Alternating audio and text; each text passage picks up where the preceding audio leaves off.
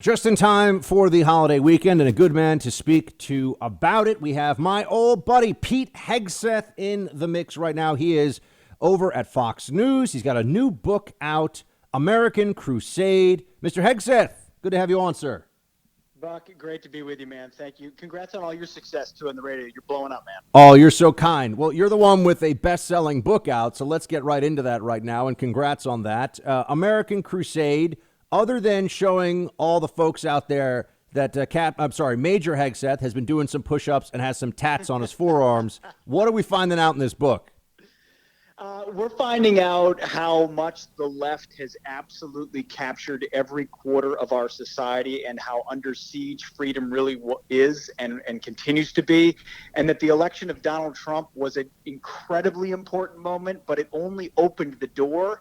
He has to win again in 2020, and then I liken it to we're stuck in a near ambush right now as Americans. And the only option you have when the enemy has you caught in a near ambush is to charge ahead. And for years, Republicans, conservatives, patriots, we sort of shot back but didn't really know what to do and never charged. Then Donald Trump shows up. He charges at the enemies of freedom, leftists, anti-Americans.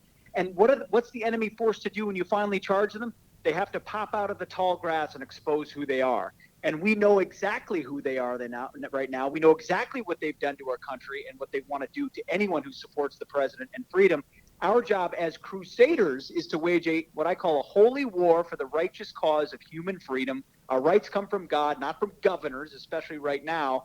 And we have to be proud of that, unapologetic like Trump is, and then go beyond politics into culture and education, the things the left has captured in order to create a political moment where the Democrat Party has been captured by leftists, not old school liberals, leftists.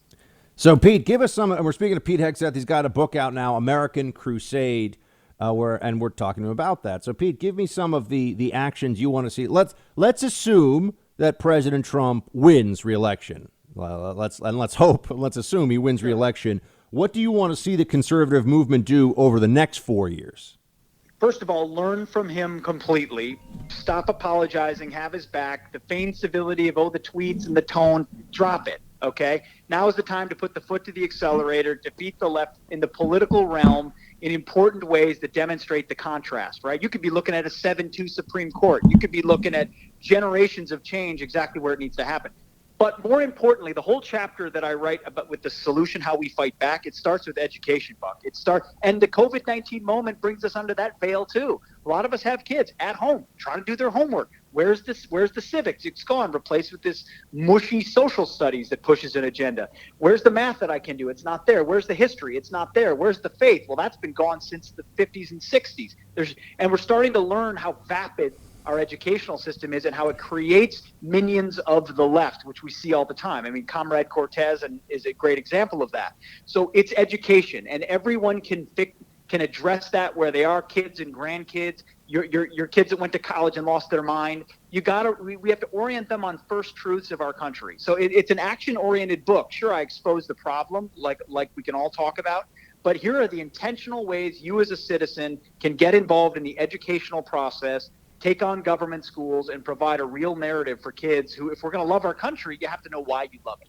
Speaking of Pete Hegseth, author of American Crusade. Pete, I haven't gotten a chance really to ask you about this yet, but this moment in our country's history, it seems to be one in which we're finding out that freedom is not something that we can take for granted, that governors, that mayors, in the case here in New York, will take as much power as they can into their hands. And I feel like we have not been, as a country at least, vocal enough in this process. What do you think we have to do to get these freedoms back? And I don't mean in the next few years. I mean in the next few weeks. We have to reopen and be bold.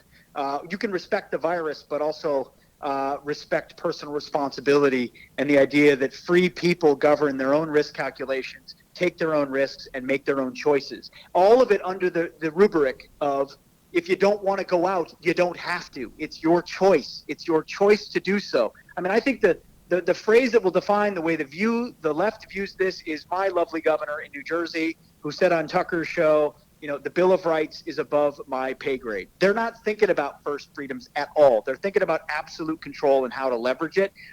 we did our part. We did the 2 weeks, we did the month to stop the spread, lower the curve, all the things that we were asked to do. Trump delivered on all the necessities, whether it's testing or ventilators or hyperspeed on a vaccine.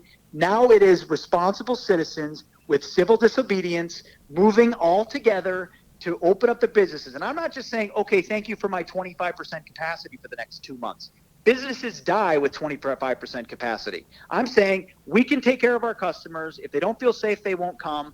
Let us be adults. And states that have done that, like Florida, like Texas, have not seen spikes in cases or deaths because we know who this affects. It affects 85-year-olds, 80-year-olds, 75-year-olds in the majority of cases. So I think it's mass movement, mass reopening. You saw the cover of the Post yesterday. I thought it was spot on. Open it up now. And Donald Trump has said he won't close the country down again. Hey, Team Buck, thank you so much for watching The First on YouTube. If you like this video, please click that little thumbs up button so then it will log as liked. And also, if you want to see more great content from The First, please click subscribe.